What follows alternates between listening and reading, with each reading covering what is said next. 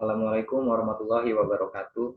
Perkenalkan, nama saya Lalu Muhammad Dafan Nurizaldi India dengan NIM 072111733028. Pada kesempatan kali ini, saya akan membahas suatu artikel dan isu yang bertemakan ekonomi dengan judul Melihat Lebih Jauh PHK Massal Karyawan Goto atau Gojek Tokopedia.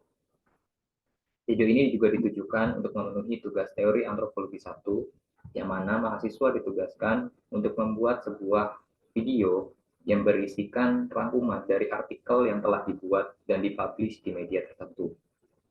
Lanjut saja, kita langsung ke pembahasannya. Era globalisasi saat ini membuat masyarakat membutuhkan sebuah aplikasi yang dapat memudahkan kehidupan manusia. Lebih dengan kecanggihan dan terobosan teknologi, membuat masyarakat cenderung malas dan cenderung untuk melakukan segalanya dari rumah. Percepatan ekonomi yang ditimbulkan dari adanya kemajuan teknologi juga sangat besar. Hal ini dapat dilihat dari bagaimana perputaran uang yang beredar di masyarakat begitu cepat. Gojek, yang merupakan aplikasi berbasis ojek, dengan perluasan seperti pengantaran makanan, barang, pembelian tiket, pembayaran tagihan, dan lain-lain ini berdiri tahun 2009 oleh Nadiem Makarim. Gojek mulai eksis di tahun 2015 ketika mereka merilis aplikasi mobilenya yang menarik perhatian masyarakat karena memudahkan masyarakat untuk bepergian. Perlu diketahui juga, sebelum 2015 mereka merilis aplikasi itu, mereka hanya melakukan pengantaran dan penjemputan via telepon seperti taksi-taksi pada umumnya.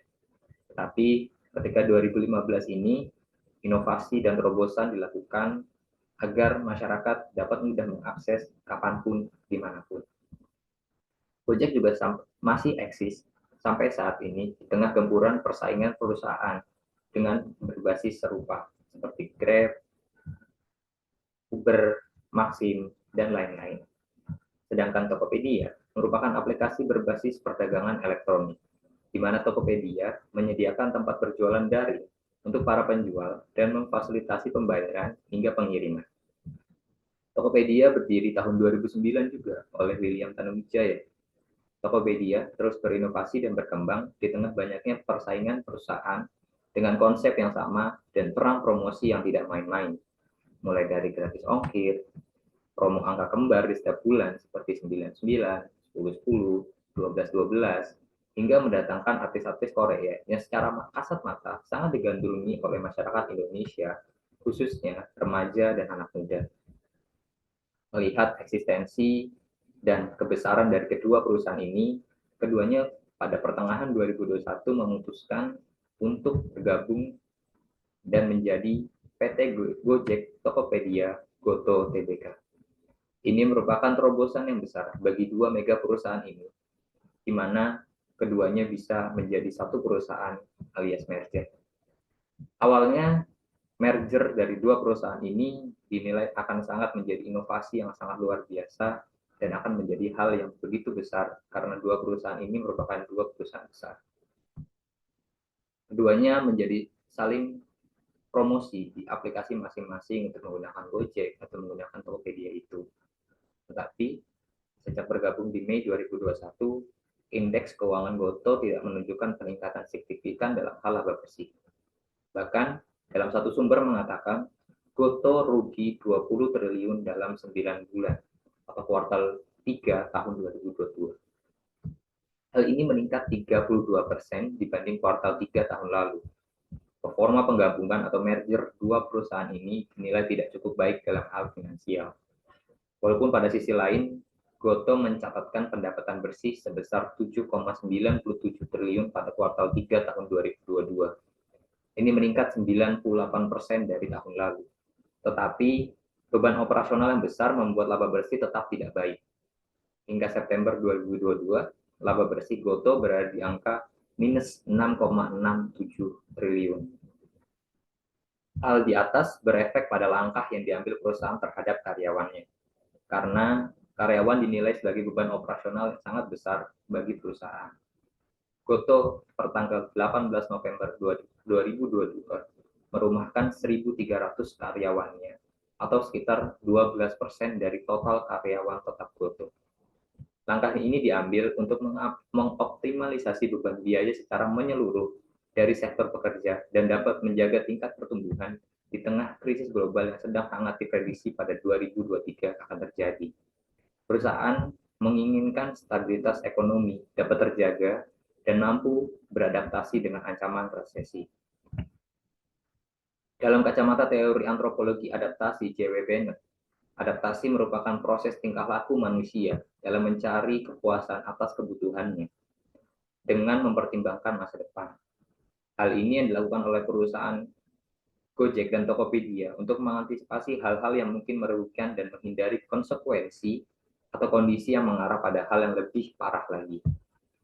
Gotoh beralasan pemutusan kerja itu untuk bisa lebih agile dalam menghadapi kondisi ekonomi global yang semakin penuh tantangan dan diprediksi akan mengalami kemunduran atau gelap di 2023. Tapi ada pengamat yang berpendapat bahwa langkah ini tidak hanya semata-mata karena ekonomi global dan resesi saja, melainkan perusahaan ingin lebih cepat profitable dan menyelamatkan finansial secara menyeluruh dan mendapatkan keuntungan lebih cepat. Kedua, ditambah dengan adanya mismanage, di mana ekonomi nasional yang sempat begitu pesat naik, membuat banyak perusahaan reaktif, ingin cepat bertumbuh, ingin cepat grow, dengan membuka banyak lowongan baru, dan ini berdampak pada banyaknya karyawan yang dimiliki, dan ketika momen ekonomi kembali downturn atau kembali buruk, banyak perusahaan yang kocar-kacir karena beban operasional karyawan lebih besar daripada pemasukan. Berita PHK ini juga menjadi tantangan bagi para kaum muda untuk mampu adaptif dalam menghadapi dunia kerja yang semakin complicated.